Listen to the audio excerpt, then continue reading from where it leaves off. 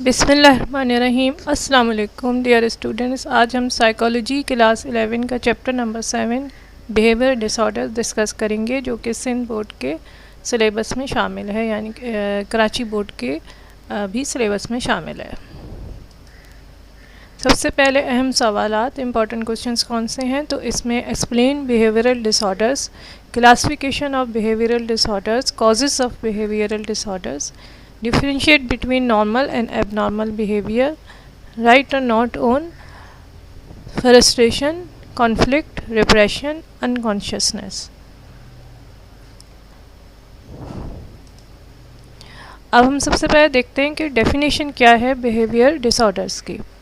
तो behaviour disorders या behavioural disorders आप कुछ भी कह सकते हैं, is a term for any form of abnormal behaviour, यानी कि ये टर्म किस लिए यूज़ होती है, किसी भी किस्म का ऐसा बिहेवियर जो कि नॉर्मल से डेविएट करे, जिसको हम नॉर्मल स्टैंडर्ड बिहेवियर कहते हैं, उससे डेविएट करता हुआ कोई भी बिहेवियर बिहेवियरल डिसऑर्डर में आता है। ठीक है, या फिर ज़्यादा अच्छे तरीके से अगर आप डिफ़ाइन करें तो behaviour disorders are maladjusted reactions brought about by psychological causes. यानी कि बिहेवियर डिसऑर्डर्स आप किसको कहेंगे कि जब आपके जो रिएक्शंस हैं, यानी कि कोई भी सिचुएशन, आपका कोई भी माहौल, कोई भी आप किसी इवेंट से गुज़र रहे हैं और उसमें आपका जो रिएक्शन है वो मेल एडजस्टेड है, यानी कि वो उससे मुताबिकत नहीं रखता, उसके मुताबिक नहीं है सिचुएशन के, तो फिर ये जो अगर बिहेवियर होगा तो फिर इसका मतलब है कि आपको कोई बिहेवियर डिसऑर्डर है। ठीक है, और ये बिहेवियर किसी न किसी नफ्सियाती मसले की वजह से सामने आ रहा है। जैसे अब किसी के घर में अगर मैयत हुई हुई है कोई, यानी कि किसी का इंतकाल हो गया है, तो सब ही रो रहे हैं, सब रो रहे हैं या सब अफसरदा बैठे हुए हैं, लेकिन एक आदमी खुश है, तो इसका मतलब है कि उसका behaviour maladjusted to situation है, यानी कि एबनॉर्मल बिहेवियर है, तो ये एक बिहेवियर डिसऑर्डर में आ जाता है। इसी तरह आप परेशान हैं, अपनी ज़िंदगी से परेशान हैं, कुछ हैं, लेकिन अगर आप उसको फ़ाइट करने के बजाय ऐसे उसके आइस का नशा करना शुरू कर देते हैं या हीरोइन का नशा करना शुरू कर देते हैं, आप ड्रग एडिक्ट हो जाते हो, तो this is not a normal behaviour. ठीक है, आपको एबनॉर्मल बिहेवियर कहा जाएगा इसको, या इसको कहा जाएगा कि आपको एक बिहेवियर डिसऑर्डर है। ठीक है, अब ये कि नॉर्मल वर्सेस एबनॉर्मल बिहेवियर क्या है। ठीक है, बहुत सी ऐसी चीज़ें हैं जिसको हम नॉर्मल भी कहते हैं, किसी माशरे में वो चीज़ नॉर्मल है, किसी माशरे में वो चीज़ एबनॉर्मल है। ठीक है, तो ये बिहेवियर की कोई स्ट्रिक्टली डेफिनेशन नहीं हो सकती कि नॉर्मल बिहेवियर किसको कहा जाए। ठीक है, इसी तरह कोई भी ऐसे टेस्ट नहीं है जिससे आप बिहेवियर डिसऑर्डर्स का पता चला सकें कि इसको ये डिसऑर्डर है। ठीक है, आपको सब्जेक्टिव क्राइटेरिया पे रिलाई करना पड़ता है और साइंस एंड सिम्टम्स पे रिलाई करना पड़ता है कि किस को आप कैटेगराइज करेंगे कि किसी पर्सन को बिहेवियर डिसऑर्डर है। ठीक है, अगर आप ब्रॉड लफ्ज़ों में कहें तो नॉर्मल बिहेवियर वो है जो कि कॉरस्पॉन्ड करता है to the ordinary common standard of behaviour. जैसे मैंने आपको बताया कि जो आपका एक स्टैंडर्ड है माशरे में, ठीक है, उसके लिहाज से अमूमी तौर पे, जनरल तौर पे जो एक बिहेवियर होना चाहिए, एक सिचुएशन, जब आप किसी सिचुएशन को फेस कर रहे होते हैं तो उस वक्त आपका जो बिहेवियर होना चाहिए, अगर वो नहीं है तो वो एबनॉर्मल बिहेवियर है। ठीक है, नॉर्मल बिहेवियर वो होगा जो कि उन स्टैंडर्ड पे पूरा उतरेगा। एक क्वेश्चन है आपका कि differentiate between normal and abnormal behaviour. तो चूँकि इतना ज़्यादा कोई क्लियर कट आप नहीं बता सकते, किसी माशरे में कोई चीज़ नॉर्मल होती है, कोई चीज़ एबनॉर्मल होती है। ठीक है, तो कोई चीज़ जो हार्मफुल होती है, लेकिन कुछ लोग कहते हैं कि ये हार्मफुल नहीं है, वहाँ पे नहीं समझी जाती है हार्मफुल होना, तो उसको लोगों ने अपने ऊपर अप्लाई किया हुआ होता है और उस चीज़ को बुरा नहीं समझा जाता, तो वहाँ के लिए वो एक नॉर्मल बिहेवियर होगा, लेकिन दूसरे माशरे में उसको एबनॉर्मल बिहेवियर कहा जाएगा। ठीक है, तो सबसे पहले तो ये कि a behaviour pattern that is not different from that of majority. ठीक है, a behaviour pattern that is different from that of majority, तो वो एबनॉर्मल बिहेवियर होगा, यानी कि आपकी जो पॉपुलेशन है उसमें जो बिहेवियर पैटर्न है वो अगर डिफरेंट है किसी एक बंदे का, दो बंदे का, तो वो एबनॉर्मल बिहेवियर कहलाएगा। ठीक है। तो जैसे पुराना ज़माना था, बाहर के मुल्कों में, बाहर के जैसे यानी कि अमेरिका वगैरह में ये चीज़ बुरी समझी जाती थी कि मेल्स जो हैं वो अपने ईयर पियर्स करवाएं, ठीक है, यानी कि कानों में सुराख करवाएं, बुंदे पहने, ठीक है, ये बुरा समझा जाता था। लेकिन वक्त के साथ साथ अब माशरे में वहाँ पे तब्दीली आ गई, अब वो लोग इसको बुरा नहीं समझते, ठीक है, अपने कानों में बुंदे भी पहनते हैं। यहाँ तक कि कुछ लोगों ने जो है अपनी आईब्रोज़ पियर्स करवानी शुरू कर दी, अपनी नाक पियर्स करवानी शुरू कर दी। उनके माशरे में ये चीज़ जो है वो नॉर्मल बिहेवियर पे जा रही है। अगर कोई कर रहा है तो उसको वो एबनॉर्मल बिहेवियर नहीं कहेंगे। जबकि हमारे माशरे में जो है, जैसे अब पाकिस्तान में जो है वो इतना कॉमन नहीं है, थोड़ा बहुत कान लड़के छदवाते हैं, लेकिन ये कि अगर वो नाक भी छदवा लेते हैं या वो अपनी फ़ीमेल्स भी अगर अपनी जो है वो जगह जगह पियर्सिंग करवाती हैं, तो उसको हम एबनॉर्मल बिहेवियर ही लेंगे, क्योंकि वो दूसरों से, मेजॉरिटी से हटकर एक काम कर रहे हैं। ठीक है। अब बिहेवियर विच इज़ बेनिफिशियल या एडवांटेजियस, ठीक है, वो नॉर्मल बिहेवियर होता है, यानी कि वो बिहेवियर जो आपको कोई बेनिफिट दे रहा है या एडवांटेजियस है। लेकिन हर वक्त आपका जो बिहेवियर है वो आपके लिए एडवांटेजियस नहीं होता, लेकिन फिर भी वो नॉर्मल होता है, क्योंकि आपने गलतियाँ भी करनी होती हैं। ठीक है। अब ये कि जब से अब बच्चे शरारत कर रहे हैं तो उनको उस पर डांट भी पड़ेगी, मार भी पड़ सकती है। ठीक है। तो उनके लिए बेनिफिशियल या एडवांटेजेस तो नहीं हुआ ना एक तरह से, मगर ये कि बाद में आप फ्यूचर में देखो तो उनके लिए ये एडवांटेजेस है कि उनकी सही तरबियत हुई। ठीक है। अब इसी तरह से जो हार्मफुल या डिसएडवांटेजेस बिहेवियर होगा वो एबनॉर्मल बिहेवियर होगा। अब जैसे शराब पीना जो है या फिर ड्रग एडिक्शन जो है वो आपका एक हार्मफुल बिहेवियर है। ठीक है। तो ड्रग हर जगह ही हार्मफुल बिहेवियर समझा जाता है, लेकिन ये कि ड्रिंकिंग जो है वो इतना ज़्यादा हार्मफुल नहीं समझी जाती कुछ माशरे में। तो आप उसको जो है वो ये नहीं लेंगे कि ये एक हार्मफुल बिहेवियर है। उस माशरे में ये नहीं कहा जाएगा कि ये एबनॉर्मल बिहेवियर है। Everyone is drinking so you can drink. ठीक है। लेकिन हमारे जैसे पाकिस्तान में अगर लोग अभी इतना ज़्यादा नहीं हुआ है, तो अगर कोई ड्रिंक करता है तो उसको यही कहा जाता है कि सारी बात है कि ये एबनॉर्मली बिहेव कर रहा है, क्यों इतना ज़्यादा ड्रिंकिंग कर रहा है या ड्रिंकिंग कर रहा है। बाहर के ममालिक में जहाँ पे ड्रिंकिंग आम है तो वो ये नहीं समझा जाएगा कि ये एक एबनॉर्मल बिहेवियर है। ठीक है। इसी तरह से आप behaviour which is according to cultural norms, तो यही मैं आपसे बात कर रही हूँ कि कल्चर के मुताबिक अगर एक बिहेवियर है तो वो नॉर्मल बिहेवियर है। ठीक है। अब एक ज़माने में पाकिस्तान में अगर कोई लड़कियां जो हैं वो कम कपड़े पहन लेती थी, या ये अभी भी इसी तरह से है, या जीन्स और शर्ट पहनती थी, तो उनका जो है वो उनको कहा जाता कि ये एबनॉर्मल है, अजीब तरीके से देखा जाएगा, तो उनका बिहेवियर कहा जाएगा कि एबनॉर्मल है, क्योंकि वो उनके कल्चरल नॉर्म्स के मुताबिक नहीं था। शलवार कमीज़ दुपट्टा नहीं पहना उन्होंने या साड़ी नहीं पहनी। लेकिन बाहर के ममालिक में उस ज़माने में भी लड़कियां जो हैं वो जीन्स और शर्ट पहन रही हैं, तो उनके ऊपर कोई भी ये नहीं कह सकता कि एबनॉर्मल बिहेवियर है, क्योंकि वहाँ के यही ड्रेस है। ठीक है। अब यहाँ अगर कोई लड़की चाइनीज़ ड्रेस पहनकर फिर रही है, जापानीज़ ड्रेस पहनकर फिर रही है, तो ज़ाहिर बात है कि वो ये कहा जाएगा कि इसको क्या प्रॉब्लम हो गई है। ठीक है। तो ये एबनॉर्मल बिहेवियर में आप इसको कैटेगराइज कर सकते हैं।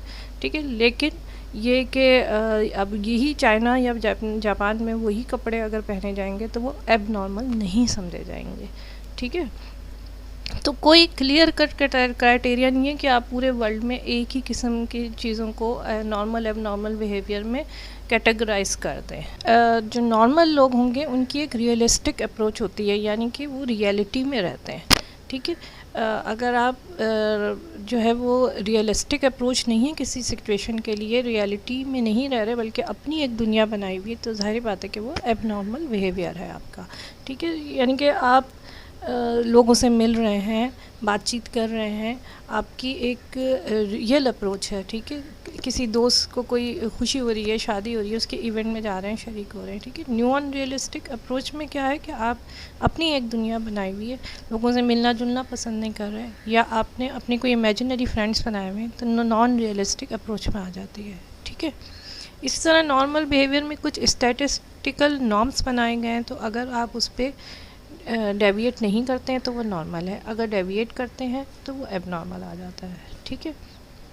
और behaviour that conforms to the situation, यानी कि सिचुएशन के मुताबिक जो बिहेवियर होगा वो नॉर्मल है, और जो सिचुएशन के मुताबिक नहीं है वो एबनॉर्मल बिहेवियर है। मुख्तलिफ़ तरीक़ों से इनको डिफ्रेंशिएट कर सकते हैं, मगर ये कि कोई इतना क्लियर कट जो है वो क्राइटेरिया नहीं है नॉर्मल और एबनॉर्मल बिहेवियर का। अब जिस तरह हमारे यहाँ जो है वो एक ज़माने में मर्दों का औरतों को मारना जो है वो नॉर्मल समझा जाता था, अपनी बीवी को मारना पीटना, ठीक है, सासें कह देती थी कोई बात नहीं है, माँ कह देती थी कोई बात नहीं है, लेकिन अब लोग उठ रहे हैं इसके ख़िलाफ़, अब बोल रहे हैं, ठीक है। तो ये एक नॉर्मल बिहेवियर नहीं है कि जो है वो शौहर जो है वो अपनी बीवी को मारपीट करे, किसी भी किस्म का एग्रेशन जो है वो एक नॉर्मल बिहेवियर में नहीं आता है, ठीक है। लेकिन हमारे माशरे में इसको एक्सेप्ट कर लिया जाता था कि जो है वो अगर शौहर मार रहा है तो जी बीवी जो है वो थोड़ी सी उसको बर्दाश्त कर ले, सही है। इसी तरह टीचर्स जो हैं उनको भी एग्रेसिव होना जो है वो किसी भी माशरे में अच्छा नहीं समझा जाना चाहिए, ठीक है। किसी भी तरह से उनका एग्रेसिव होना जो है वो अलाउ नहीं है। लेकिन ये कि पहले हमारे माशरे में जो थे वो टीचर्स जो हैं वो डंडा मार रहे हैं या स्केल से पिटाई हो रही है या इस तरह की सिचुएशन, थप्पड़ लगा रहे हैं, तो अब इसके ऊपर काफ़ी पाबंदी लगाने की कोशिश की जा रही है। लेकिन कुछ स्कूलों में अभी भी यही सिलसिला जारी होता है और पेरेंट्स खुद आके टीचर्स को कहते हैं कि आप इसको 2 थप्पड़ मारें, जो है वो सीधा कर दें इसको, ये पढ़ाई नहीं कर रहा है, ठीक है। तो ये अलाउ नहीं होना चाहिए, किसी भी किस्म का तशद्दुद किसी भी बच्चे पे नहीं होना चाहिए। इस बात को सम अप करने के लिए आप कह सकते हैं कि unusual behaviour patterns that are neither beneficial nor in conformity with the situation are abnormal, यानी कि ऐसे सारे बिहेवियर पैटर्न जो कि अनयूजुअल हों, जो कि ना ही बेनिफिशियल हों, ठीक है, ना सिचुएशन या माहौल के मुताबिक हों, ठीक है, तो वो सारे एबनॉर्मल हैं। अब हम आ जाते हैं नेक्स्ट टॉपिक की तरफ कि क्लासिफिकेशन ऑफ बिहेवियरल डिसऑर्डर्स क्या है, ठीक है। तो बहुत सी क्लासिफिकेशंस जो हैं वो दी गई हैं बिहेवियर डिसऑर्डर्स को क्लासिफाई करने के लिए, उनको ग्रुपिंग करने के लिए, ठीक है। लेकिन ये कि आपकी बुक में जो दी गई है वो यूनाइटेड स्टेट्स आर्मी की तरफ से थी और बाद में उसको कोलेमैन ने, यूनिवर्सिटी ऑफ कैलिफोर्निया के कोलेमैन ने और उसके एसोसिएट्स ने उसको थोड़ा सा मॉडिफाई किया हुआ था, ठीक है। तो ये वाली क्लासिफिकेशन आपकी बुक में दी गई है, आप नेट में निकालेंगे या कहीं और किसी और बुक में देखेंगे तो आपको दूसरी क्लासिफिकेशन से मिल सकती हैं। तो नंबर 1 है transient personality reaction to acute और स्पेशल स्ट्रेस। नंबर 2 है साइको न्यूरोटिक डिसऑर्डर्स। नंबर 3 है साइकोटिक डिसऑर्डर्स। नंबर 4 है character and behaviour disorders. Number 5 है अल्कोहलिज्म एंड ड्रग एडिक्शन। और नंबर 6 पे है डिसऑर्डर्स ऑफ इंटेलिजेंस। तो यानी कि 6 क्लासेस बना दी गई हैं बिहेवियरल डिसऑर्डर्स की। सबसे पहले transient personality reaction to acute stress. तो ये यानी कि एक टेम्पररी सा रिएक्शन होता है जो कि उस वक्त एक एक्यूट स्ट्रेस को, आप कोई एक सीवियर किस्म का स्ट्रेस है जो आपको फेस करना पड़ गया है, ठीक है, एक ख़ास वक्त के लिए, ठीक है, उस वक्त आपका जो रिएक्शन है तो वो किसी बिहेवियर डिसऑर्डर में एज सच किसी क्रॉनिक बिहेवियर डिसऑर्डर में आप उसको क्लासिफाई नहीं करेंगे, उसको हम ट्रांजिएंट पर्सनैलिटी रिएक्शन कहेंगे, ठीक है। तो अगर कोई बहुत बड़ा या अनयूजुअल या एक्यूट स्ट्रेस आपको फेस करना पड़ गया, ठीक है, जैसे आप एक बिल्डिंग है जिसके अंदर आग लगी हुई है और आप उसके अंदर ट्रैप्ड हुए हैं, तो आपका पैनिक होना, शोर मचाना, चीखें मारना, यानी कि ये सब जो है ये ट्रांजिएंट पर्सनैलिटी रिएक्शन है। या ये कि बाद में बाहर निकल कर भी आपने जो है वो आप परेशान रहें, आपकी एंजाइटी कायम रहे, आपका दिल ज़ोर ज़ोर से धड़के, आपको पसीने आ रहे हों, आप बुरी तरह से आप पीले पड़ गए हों, या कुछ लोग कुछ डर के मारे बेहोश भी हो जाना, ये सारी चीज़ें जो है ना वो ट्रांजिएंट पर्सनैलिटी रिएक्शन में आ जाती है, ठीक है। Seeing a close relative killed, किसी को अपने सामने मरते देखना, तो उसके रिस्पॉन्स में जो आपका बिहेवियर होता है, जिस तरह से आप बिहेव करेंगे, वो transient personality reaction to acute stresses आ सकते हैं। यानी कि आपका बिहेवियर अजीब सा भी हो सकता है, ठीक है, आप एकदम चुप हो जाएं, चीखें नहीं मारें, ठीक है, यानी कि एक नॉर्मल की तरह बिहेव भी नहीं हो सकता, अब नॉर्मल बिहेवियर भी हो सकता है कि, लेकिन वो एक ट्रांजिएंट होता है, टेम्पररी होता है, कुछ अरसे बाद वो आहिस्ता आहिस्ता ख़त्म हो जाएगा, ठीक है। पैनिक है, ग्रीफ है, न्यूरोटिक या साइकोटिक सिम्टम्स आ सकते हैं, यानी कि आप पागलों की तरह भी थोड़ी देर बिहेव कर सकते हैं, बहुत ज़ोर ज़ोर से चीखें मारना, ठीक है, और जो है वो आपको सीवियर एंजाइटी भी हो सकती है, तो या फिर बिल्कुल चुप हो जाना, किसी से बात नहीं करना, ठीक है, खाना पीना नहीं है, तो ये सारी चीज़ें जो हैं वो टेम्पररी होती हैं, ठीक है। और ये प्रीवियसली नॉर्मल इंडिविजुअल्स होते हैं, जो कि नॉर्मली लाइफ में रह रहे होते हैं, एक नॉर्मल बिहेवियर शो कर रहे होते हैं, वो जब किसी ऐसी इवेंट से गुज़रते हैं या किसी भी किस्म की सिचुएशन से गुज़र रहे होते हैं, तो एक ट्रांजिएंट सा रिएक्शन शो करते हैं, ठीक है। और इसकी रिकवरी गुड होती है, किसी भी किस्म की आपको बहुत ज़्यादा लंबे अरसे तक मेडिसिन्स या साइकोलॉजिकल काउंसलिंग की ज़रूरत नहीं होती, जल्दी रिकवरी हो जाती है, और ये बिल्कुल टेम्पररी होता है।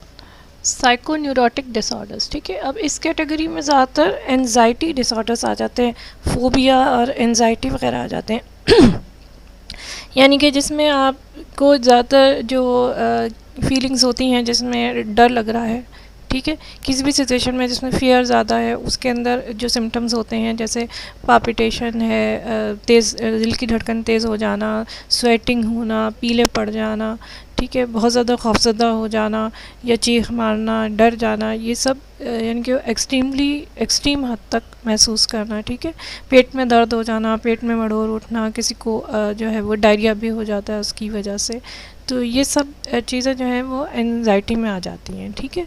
और इस एंजाइटी की वजह से पेशेंट की जो कारकर्दगी होती है, उसकी एफिशिएंसी होती है कि काम के करने की, वो कम हो जाती है, ठीक है, क्योंकि ज़ाहिर बात है कि वो अपने आप को देखेगा, अपनी प्रॉब्लम्स को देखेगा, या वो एक एफिशिएंटली अपना एक काम कर सकेगा, और उसकी आहिस्ता आहिस्ता उसकी हैप्पीनेस भी कम हो जाती है, कि वो खुशी ही फील नहीं कर पाता, ज़्यादा खुश नहीं रह पाता, क्योंकि वो हर वक्त एंशियस रहता है, ठीक है। अब ये डायरेक्टली भी फेल्ट हो सकती है, या सबकॉन्शियसली अनकॉन्शियसली भी आ सकती है, और यानी कि कुछ साइकोलॉजिकल डिफेंस मैकेनिज़्म होते हैं, जैसे हम आगे पढ़ेंगे बाद में, रिप्रेशन वगैरह, तो उससे भी ऑटोमेटिकली कंट्रोल हो सकती है, यानी कि उससे कंट्रोल करने की भी कोशिश करते हैं, या फिर उससे जो है वो उसकी वजह से भी सामने आ सकती है, ठीक है।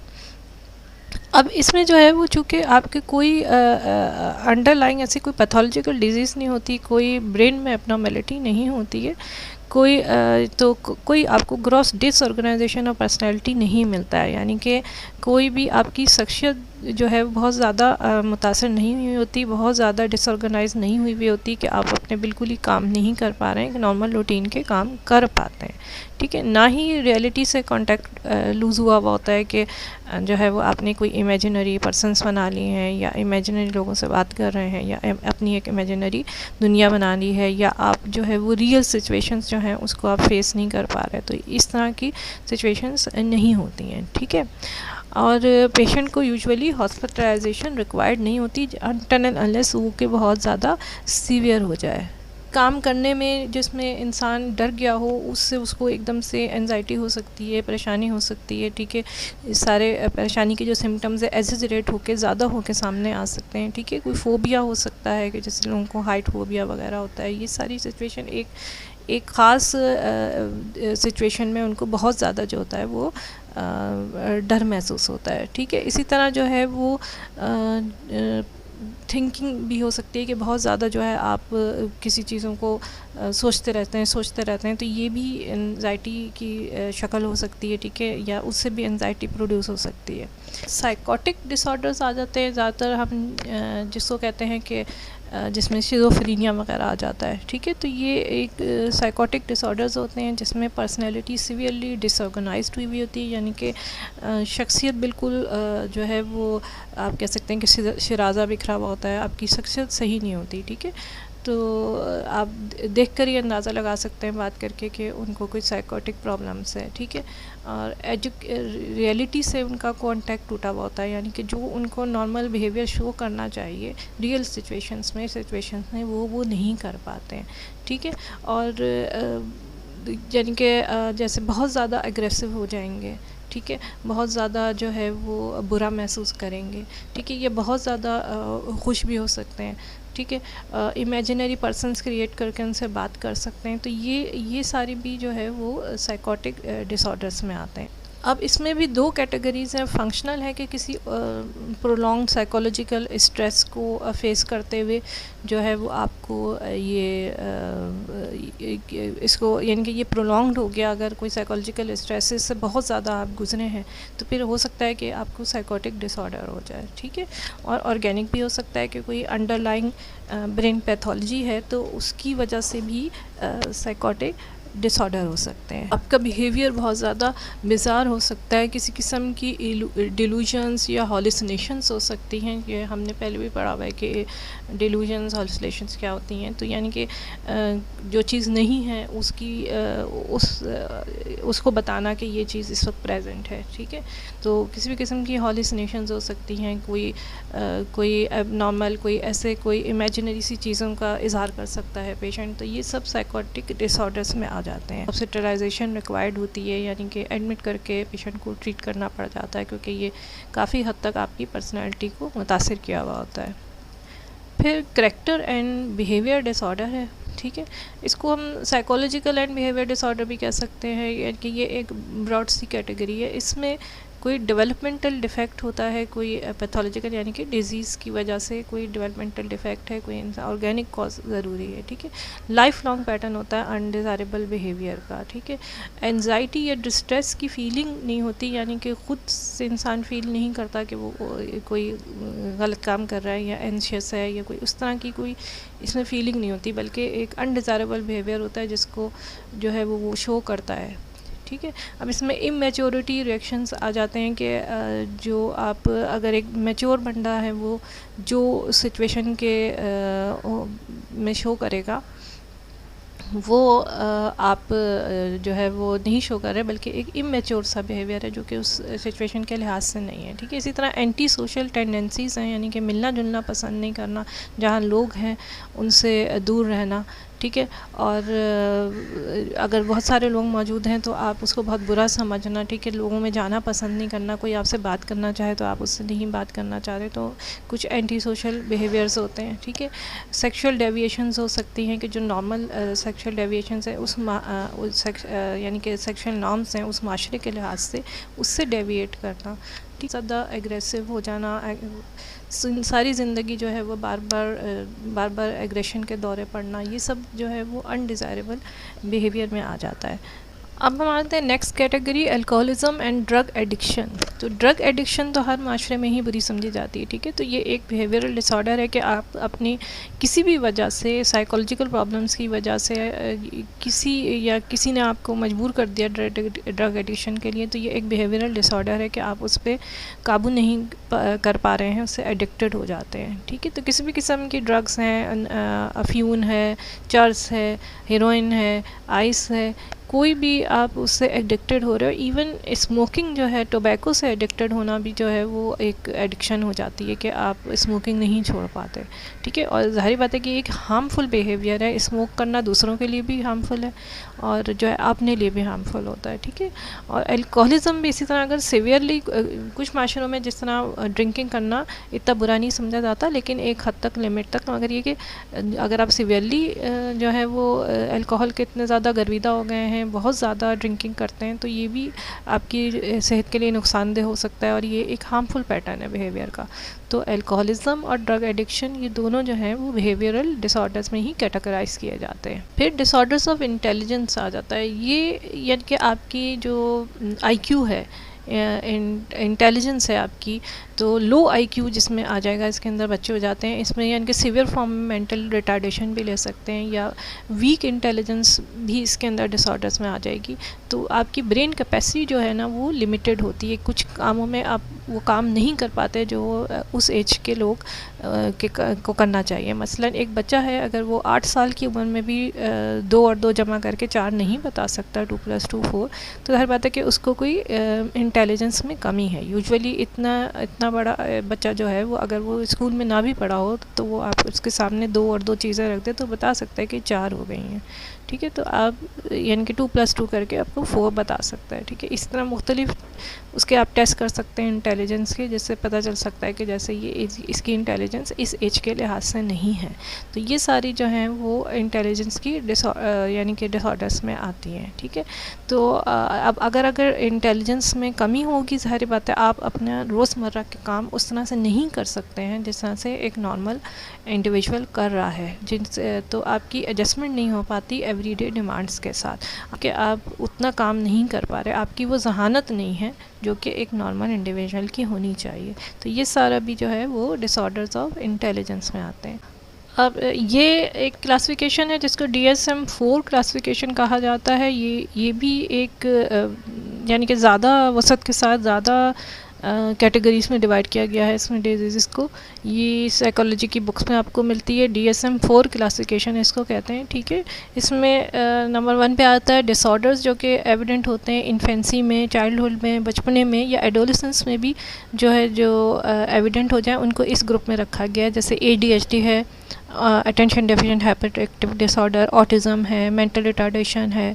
ठीक है, स्पीच डिसऑर्डर्स हैं। ये सब जो डिसऑर्डर्स हैं जो इन्फेंसी में, बचपने में, ठीक है, एडोलेसेंस में सामने आते हैं, उन सबको इसमें कैटेगराइज किया गया है। फिर नंबर 2 पे है डिलीरियम, डिमेंशिया, कॉग्निटिव डिसऑर्डर्स। ठीक है, इसमें सब यानी कि जैसे डिमेंशिया है, मेमोरी डिसऑर्डर्स है। ठीक है, जिसमें जो है वो ब्रेन की फंक्शनिंग जो है वो थोड़ी सी इम्पेयर्ड हो गई है। ठीक है, एजिंग की वजह से भी हो सकता है, डीजेनरेटिव डिजीज़ की वजह से भी हो सकता है, अल्जाइमर डिजीज़ वगैरह, ये सब इसमें आ सकती हैं, या किसी पॉइजनिंग की वजह से ब्रेन की फंक्शनिंग सही नहीं है तो ये सब इसमें आ जाता है। ठीक है, फिर तीसरा है साइको एक्टिव सब्सटेंस यूज़। ये वही है drug abuse, drug addiction, alcohol है या कोई भी ड्रग एडिक्शन है उसका अब्यूज़ करना, ये सब साइको एक्टिव सब्सटेंस यूज़ वाली कैटेगरी में आ जाता है। फिर चौथी कैटेगरी है सिज़ोफ्रेनिया। सिज़ोफ्रेनिया वो डिसऑर्डर है जिसमें जो है पर्सनैलिटी आपकी डिस्टर्ब हुई होती है, आपने रियलिटी से कांटेक्ट आपका लॉस हो जाता है, अभी इमेजिनरी जो है वो दुनिया में रहना शुरू हो जाते हैं। ठीक है, severe disturbances of thought and perception हो जाती है, सही आपकी परसीव करना भी गलत हो जाता है, आपकी सोचें सही नहीं होती, बिहेवियर बिजार होता है। ठीक है, हॉल्यूसिनेशंस, डिल्यूशंस वगैरह होती हैं, तो ये सिज़ोफ्रेनिया में आ गया। फिर मूड डिसऑर्डर्स हैं। ठीक है, तो एक्सट्रीमली डिप्रेस रहना या जो है वो बहुत ज़्यादा खुशी महसूस करना, बाइपोलर डिसऑर्डर्स इसमें आ जाते हैं। ठीक है, जिसमें एकदम बहुत खुश हो जाना कुछ अरसे के लिए, एकदम बहुत ज़्यादा डिप्रेस्ड हो जाना। ठीक है, तो ये एक बाइपोलर डिसऑर्डर्स, मूड डिसऑर्डर्स इसके अंदर आते हैं। फिर एंजाइटी है। एंजाइटी हम पहले ही डिस्कस कर चुके हैं। ठीक है, किसी किस्म का फोबिया होना या यानी कि एक सिचुएशन से कोप नहीं कर पाना, उसके अंदर बहुत ज़्यादा एंजाइटी की फीलिंग्स आना, तो ये सब जो है एंजाइटी डिसऑर्डर्स में आते हैं। फिर सोमेटोफॉर्म डिसऑर्डर्स हैं। ठीक है, अब ये यूजुअली फ़िज़िकल सिम्टम्स होते हैं, इनके कोई ऑर्गेनिक बेस नहीं होती है, ज़्यादातर जो है वो साइकोलॉजिकल कॉजेज़ की वजह से, इनके प्रोलॉन्ग स्ट्रेस वगैरह की वजह से जो है वो, या किसी भी कोई नफसियाती मसला होता है जिसकी वजह से जो है वो ये डिसऑर्डर सामने आते हैं। ठीक है, मसलन ये कि कोई भी जो है वो महसूस करना कि अगर आपको किसी औरत को कह दिया गया कि ये काम करना है, बहुत ज़्यादा काम करना है, तो एकदम उसको महसूस हो कि मेरे तो हाथ ही काम नहीं कर रहे हैं, या इस तरह की चीज़ें जो होती हैं, या हर वक्त अब किसी बीमारी के बारे में जो है वो फ़ियर पैदा होना। ठीक है, जबकि कोई ऐसी बेस ना हो उसकी। ठीक है, तो ये सोमेटोफॉर्म डिसऑर्डर्स में आते हैं। फिर डिसोसिएटिव डिसऑर्डर्स हैं। ठीक है, ये इसमें जो है वो टेम्पररी ऑल्ट्रेशंस हो सकती हैं मेमोरी में, आइडेंटिटी लॉस हो सकती है किसी भी इमोशनल प्रॉब्लम्स की वजह से। ठीक है, या ये कि कोई भी ट्रॉमा की वजह से कोई चीज़ टेम्पररी तौर पे आपकी मेमोरी लॉस हो गई। ठीक है, तो इसमें भी ये और यानी कि आप ये कह रहे हैं कि ये थोड़ा सा आप डिसोसिएट करते हैं सिचुएशन से, इसमें तो ये डिसोसिएटिव डिसऑर्डर्स हो जाते हैं। फिर ये कि सेक्सुअल डिसऑर्डर्स हो सकते हैं, प्रॉब्लम्स ऑफ सेक्सुअल आइडेंटिटी हो सकती है, सेक्सुअल परफॉर्मेंस के डिसऑर्डर्स हो सकते हैं, ठीक है, सेक्सुअल एम के डिसऑर्डर्स हो सकते हैं, यानी कि जैसे चिल्ड्रन के साथ सेक्सुअल अब्यूज़ वगैरह करना, ये सब सेक्सुअल डिसऑर्डर्स में आते हैं। फिर उसके बाद ईटिंग डिसऑर्डर्स हैं कि जो है नॉर्मल पैटर्न जो है ईटिंग की उससे डेविएट करते हुए जो है वो आप, जिसमें एनोरेक्सिया नर्वोसा आता है, यानी कि जान के खाना नहीं खाना, ठीक है, स्टार्व करना। फिर स्लीप डिसऑर्डर्स होते हैं जिसमें जो है वो स्लीप वॉकिंग वगैरह जिसमें आ जाती है, तो ये भी ये किस्म के स्लीप डिसऑर्डर्स होते हैं। फिर फैक्टिशियस डिसऑर्डर्स होते हैं, ठीक है, जो कि यानी कि आपने किसी गोल को अचीव करने के लिए नकली कुछ बीमारियों को प्रोड्यूस करना, ठीक है, या कोई सिम्टम्स प्रोड्यूस करना, ठीक है, तो ये फैक्टिशियस डिसऑर्डर्स होते हैं, ठीक है। फिर इम्पल्स कंट्रोल डिसऑर्डर्स हो जाते हैं उसके अंदर, ठीक है, यानी कि जो आपकी ख्वाहिश है, कंपल्सन जो आपके अंदर आ रही है, जो आपकी ख्वाहिशात हैं उसको फौरी तौर पर पूरा करना, ठीक है, उसको यानी कि उस पर काबू नहीं कर पाना। अगर आपकी कोई बुरी ख्वाहिशात भी हैं या ऐसी ख्वाहिशात हैं जो कि आपके लिए बहुत ज़्यादा ज़रूरी नहीं है उसको पूरा करना, ठीक है, उसको फौरी तौर पे जो है वो आपने करना। इस तरह अगर जुए की जैसे लत लग जाती है, वो भी इसके अंदर आता है कि आप उसको कंट्रोल नहीं कर पा रहे अपने आप को, ठीक है। अब उसके बाद जो है पर्सनैलिटी डिसऑर्डर आ जाते हैं। अब इसमें जो है बेसिकली जो है वो एबनॉर्मल बिहेवियर शो करना, ठीक है, लॉन्ग टर्म पैटर्न्स, यानी कि लाइफ लॉन्ग जो है वो आपकी, जैसे जो हमने उस कैटेगरी में पढ़ा था कि लाइफ लॉन्ग बिहेवियरल प्रॉब्लम्स हैं, इमेच्योर है, इनएप्रोप्रिएट वेज हैं किसी सिचुएशन से कोप करने के लिए, कोई प्रॉब्लम सॉल्व करने के लिए। फिर कुछ अदर कैटेगरीज आ जाती हैं इसमें, जिसमें उन्होंने मुख्तलिफ जो बच गए थे उन सबको जो है कैटेगराइज कर दिया, ठीक है, इसमें मैरिटल प्रॉब्लम्स कर दी हैं, पेरेंट चाइल्ड के प्रॉब्लम्स कर दी हैं, एकेडमिक प्रॉब्लम्स या ऑक्यूपेशनल प्रॉब्लम्स जो आते हैं, बिहेवियर में कोई प्रॉब्लम्स आ रहे हैं उसके, तो ये सब जो है वो एक नेक्स्ट कैटेगरी में डिवाइड कर दिया गया है। ख़ुद भी स्टडी कर सकते हैं, मुख्तलिफ आपको क्लासिफिकेशन मिल जाएंगी, नेट के ऊपर मिल जाएंगी, आप गूगल करके देख लें, आप AI से निकलवा सकते हैं, तो ये WHO की भी क्लासिफिकेशन आपको मिल जाएगी। मुख्तलिफ साइकोलॉजिकल बिहेवियरल डिसऑर्डर्स की आपको या साइकोलॉजिकल डिसऑर्डर्स की क्लासिफिकेशंस मिलेंगी, आप उनको डिटेल में स्टडी भी कर सकते हैं, ठीक है। लेकिन आपकी बुक में जो दी गई है बेसिकली एग्ज़ाम में आपको वही रेकमेंड की जाती है कि आप वही लिखें, तो आप उसको भी स्टडी करें। अगर आप उसको थोड़ा सा इम्प्रूव करना चाहें, डिटेल में करना चाहें, तो आप उसको डिटेल में कर सकते हैं। आज का लेक्चर यहाँ पे ख़त्म हो रहा है और इंशाल्लाह नेक्स्ट टाइम बाकी का हम चैप्टर पढ़ेंगे। इस तरह हमारा ये साइकोलॉजी का कोर्स ख़त्म हो जाएगा। ये हमारा लास्ट चैप्टर है क्लास 11 का।